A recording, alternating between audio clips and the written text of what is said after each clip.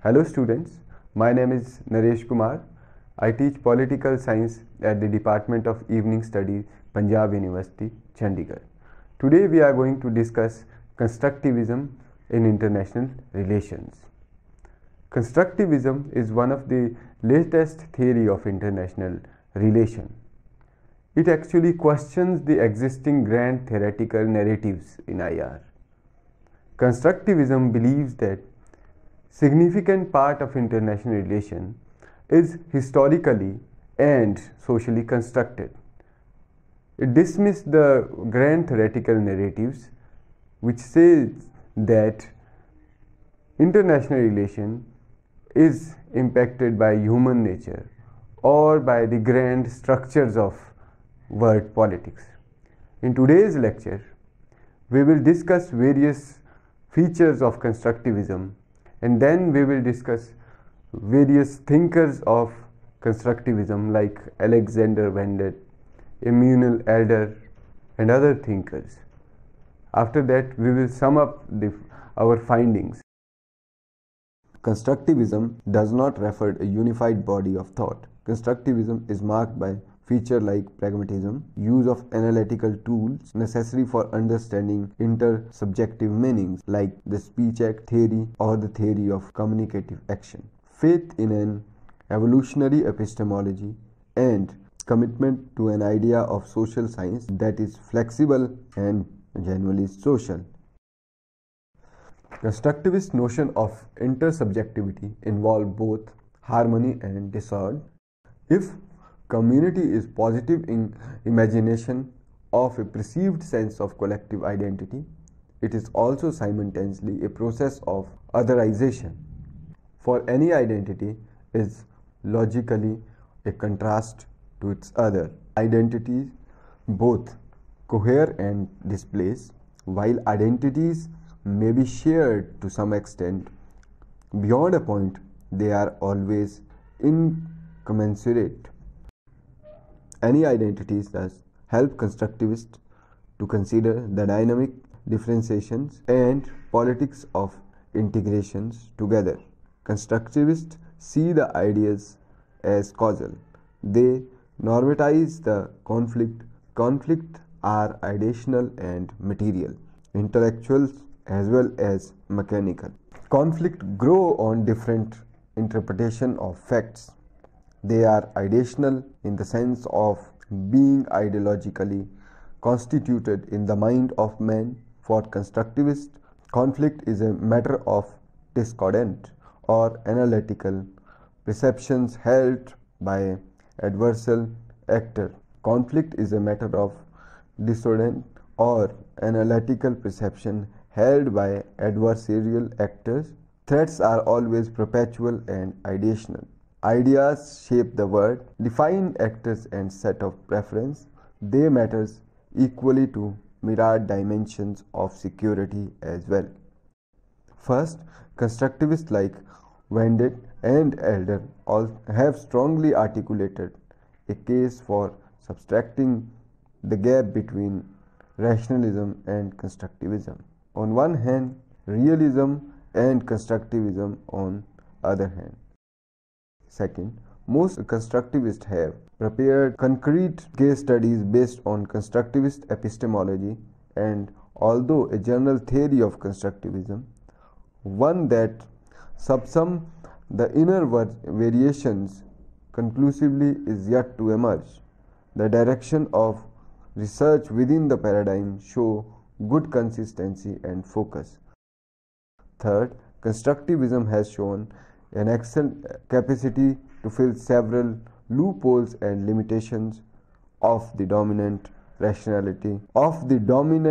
rationalist paradigm, particularly with regard to research constitutive norms. It is because of the modesty, the intellectual sincerity, undoubtedly promised to be most exciting prospect of the discipline. The constructivists argue that social world is product of human consciousness consisting the different kind of communicative idiom and congeal around some form of community The social world is intersubjectivity. It is made by people who live there in a manner they wish to understand and relate to. Social world is predicted on the material. However, material entities become meaningful things, the ideas or beliefs that people come to have about them. Even in the hard world, the military security, meaning rules. Thus, security is not a matter of physical asset. Mere arms or gadgets signify nothing.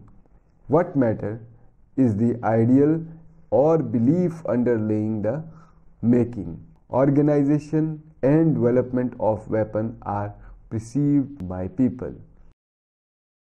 The military aspects are thus subjectively configured and assume potency in the consciousness of being. For the constructivist, security is not only a matter of physical capabilities. Security attribute defining capabilities are no doubt important, but what is unquestionably prior is the understanding people develop of these capabilities. Constructivists problematize what mainstreams take for granted. They question how actors come to bear identities and interests. With the mainstream, identities are given. With constructivist, identities are acquired, constituted, and transformed. To quote, thus, contra neoliberalism, I argue, the American hegemony was ever bit as important as American hegemony in shaping the post-war order. Constructivists also differ with neoliberal institutionalists over the dynamics of choices. The constructivist enjoys identities or definitions of selfhood as motivator of such choice. Identities are seldom static. Identities transformations redefine the schedule of state interest. In addition, the constructivists also talk in a language of norms. Normative ideas are loaded with causal potency by key constructivist thinkers. Alexander Wendt and constructivism. Alexander Wendt defined constructivism as following. Constructivism is a structural theory of international system that makes the following core claim. Number 1. States are the principal unit of analysis for international political theory. Second, key structure in the state system are intersubjective rather than material. States, identities, and interests are an important part constructed by these social structures rather than given to the system by human nature or democratic or domestic politics. His constructivism is state-centric, but he does not take the state for granted. States are not dull, lifeless entities. They bear a collective identity that create basic state appetites such as drive for physical security, stability, recognition by others, and development. His states fulfill how state fulfills their needs, however, depend upon their social identity. That is, how states define themselves in relation to others within the international system. Hence, contrary to realism, anarchy is not logically wedded to conflict and zero-sum view of world. Wendt shows that a variety of social structures are possibly under anarchy. The constructivist reading of conflict is very different from realist mode. First, as Alexander Wendt categorically put it, the deep structures of anarchy is a cultural or ideational rather than material phenomena. Hence, the logic of anarchy varies accordingly. There are different cultures of anarchy with their distinctive concomitant role. Vendant identify three micro-level culture of international politics, namely Hobbesian, Lockean and Kantian, based on distinctive images of the relationship between self and other. The three cultures fit with three distinctive roles: enemy, rival and friends. The upshot of his argument is that these cultures are distinctive in terms of how a state visualizes. There is a possibility of transformation of these images over time. States have plural social identities, some cooperative and some conflicting, depending on how they define the social situation in which they live. Vendant's fundamental contribution, therefore, is to explain variations in state interactions through a social theory that disclose the dynamics of changing state preference and action. Vendant constructivism hinges ultimately on idea of identities. According to Vendant, the daily life of international politics is ongoing process of state taking identities in realism of other, casting them into corresponding counter identities and playing out the result. In social theory of international politics, Vendant shows how identity is defined and how it changes vis-a-vis interaction. He defined identities in an early work as relatively stable, role-specific understandings and acceptions about self. Vendant imputes a certain discursive quality to social structures as being inseparable from the reason and self-understandings to agents. Identities of actor is determined through interactions. Vendant works sum up the main thrust of the approach. Number 1. Meaning and extraordinary power of distribution of capabilities is constituted by the distribution of interest in system. Those interests in terms are ideal. Power and interest are therefore culturally constituted. States are unitary actors bearing anthropomorphic attributes such as identities, interests, intentionalities with certain capacities for institutionalized collective action. The self-interest of power-seeking characters of state, however, is contingent and socially constructed. The state articulates, defines interest on the basis of identities, and these interests are endogenous and changeable. Norms and constructivism. Katzenstein, Johnston and Elders on norm, identity, strategic culture and security community. Most dominant approach in norm analysis remain that of Peter Katzenstein and his terms, who have published extensively surveys on the role of norms, identities and culture, different dimensions of national security. A second tendency has been the use of norm to flesh out theoretical implication of security community in constructivist modes. The third varieties of norm analysis relate to strategic culture approach.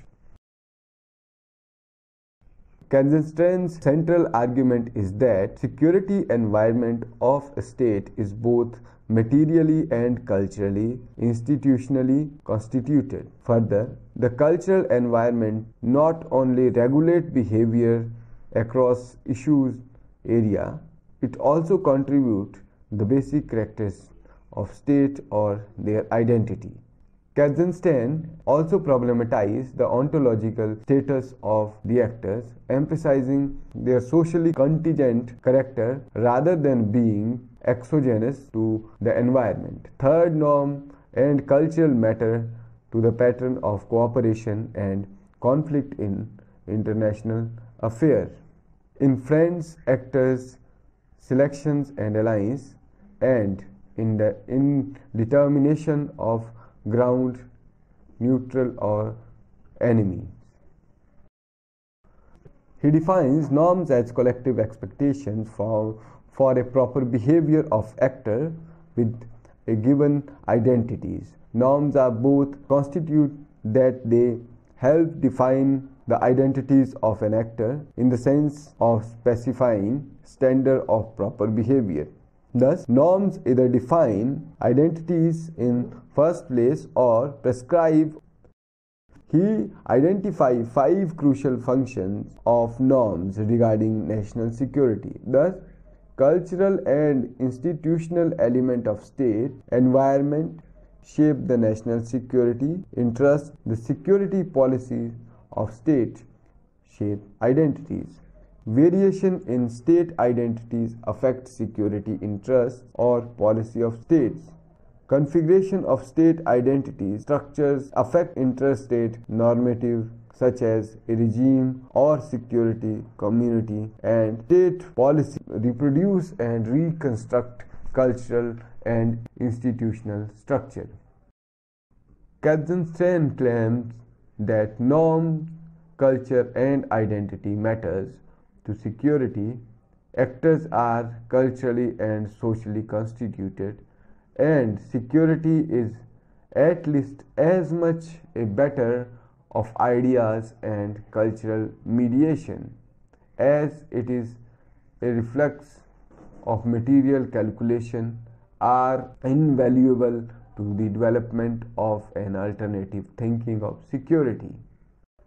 Johnstone defines strategic culture as an integrated system of symbols which acts to establish progressive and long-lasting strategic preference by formulating concepts of role and efficiency of military forces in interstate political affairs, and by collecting these conceptions with such a aura of factuality that strategic preference seem uniquely realistic and efficacious.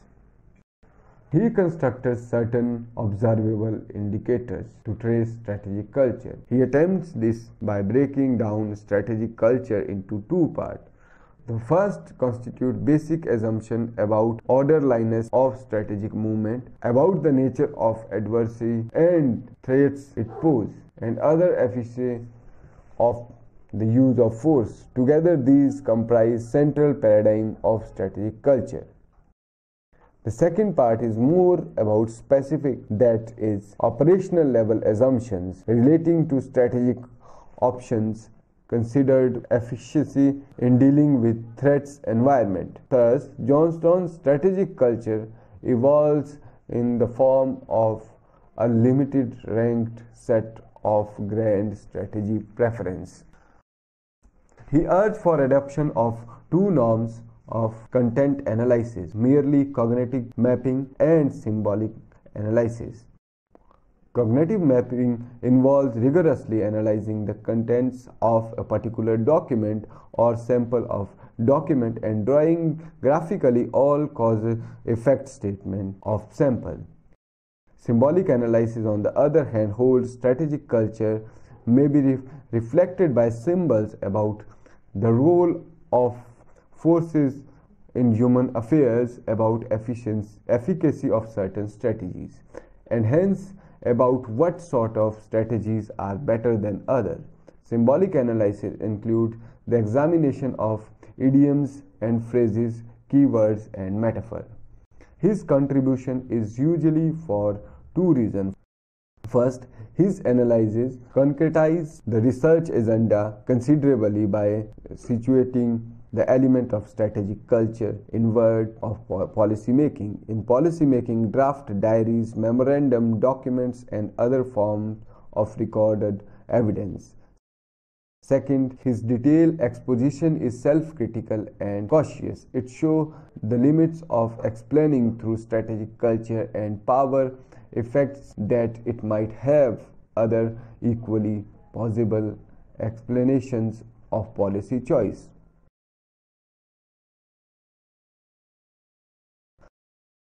Communal elder work hinges on identities of identities. Elder inspiration is Carl Deutsch, who pioneered the concept of pluralistic security community in the 50s. Elder security communities are socially constructed regions whose security and welfare frontier coincide with limits of shared understanding and common identities. Territoriality separates people and people, then with definite homeland. The state becomes the basic citizens' unconditional agencies. Community region can therefore be the most powerful distinctions of man. Such community regions are socially constructed, spatially differentiated, and transnational in nature, constituted by natural, transactional, and international elites and institutions. People whose commitment go beyond territorialities, who can and do communicate freely across the border, work with political commitment toward promotion of regional interest, and catalyze such sentiments and perspectives in their respective jurisdiction constitute these regions. Two other themes stand out Elder's writing. First, elder security communities essentially meant for liberal democracies. Elder developed an interesting argument based on democracies, privileged the case for liberal. Elder developed an interesting argument based on democracies to privilege the case for liberal order. He did concede that security communities were possible in other kind of order after all, but liberal democratic order had or diffused the underlying norm in such region.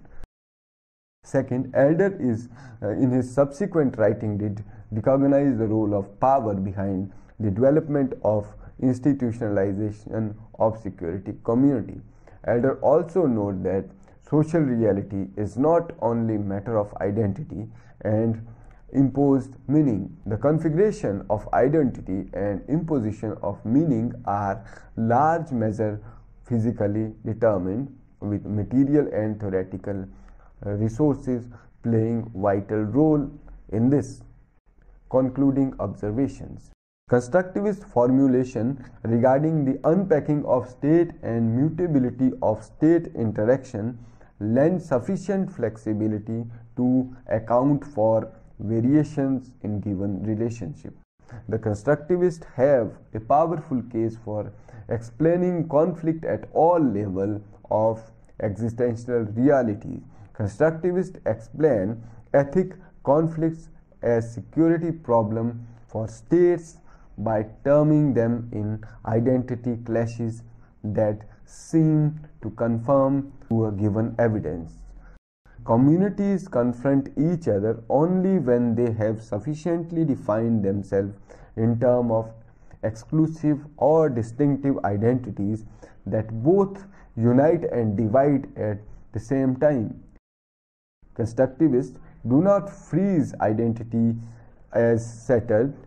Identities are socially constructed that change if people bearing them wish to alter them. Thus, in ethnicity or nationalism of exclusion, the dominant group impose its own values on others and exclude others on sharing of power. So in this presentation, we saw that how constructivism focus on the community interaction and various other social interactions, and they tried to explain that these interactions are important to understand international relations. They do not accept the grand theoretical narrative of dominating theories in IR, but they focus on social and historical construction of international relations. Like other theories, constructivism is also a useful tool to understand international relations and international interactions. Theories are like different glasses, so if you wear a particular kind of glass, you will see a different kind of realities in international relations. So constructivism is a powerful tool to understand the importance of historical and social construction of international relations.